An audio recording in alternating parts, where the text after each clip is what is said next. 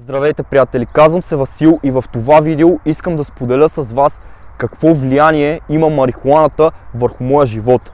В момента съм на 27 години и съвсем открито, без срам и вина, мога да ви кажа, че пуша от 10 години. Започнах още като ученик и тогава беше много различно. Пушех по-рядко, влиянието беше съвсем различно.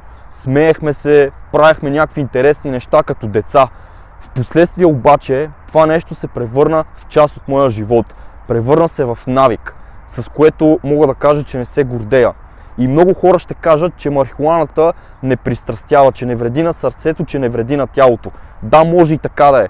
Обаче сега от личен опит ще ви споделя какво влияние има, какво негативно влияние има марихуаната върху моя живот, най-вече в дългосрочен план.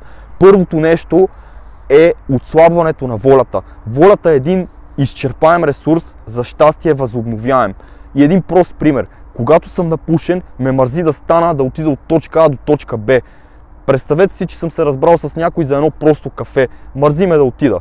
Да, това не е голяма работа. Обаче, когато не отида, човек губи вярата в мен. Аз нарушавам едно обещание. Аз губя отговорността към себе си, което е най-лошото в ситуацията. Второто нещо, което е негативно, това е осъзнатостта. Когато не съм напушен, си пиша задачи за деня. Когато съм, пак си пиша задачи за деня. Обаче основната разлика е, че когато не съм пушил, в края на деня съм осъзнат за всичките действия, които съм предприел през деня. И най-хубавото е, че когато се събудя на следващия ден, пак съм осъзнат какво съм правил предишния ден. Когато съм напушен, може да съм свършил 2 пъти повече работа, може да съм се движил 2 пъти повече, обаче аз не знам какви действия съм правил през целия ден.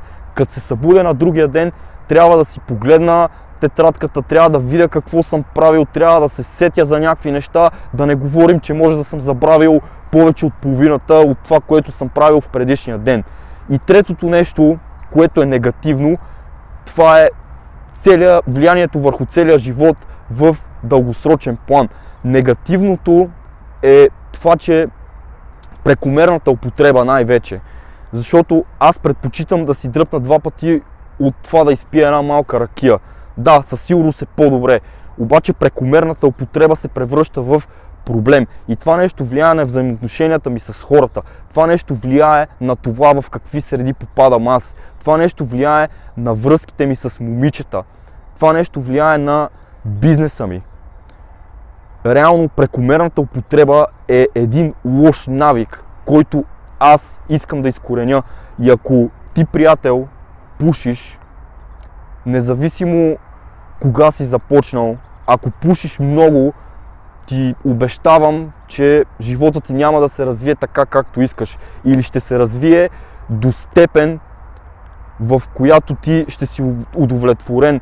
Но има едни нива, които марихуаната блокира. И ако искаш да се качиш на следващото ниво, със сигурност прекомерната употреба няма да те отведе където искаш.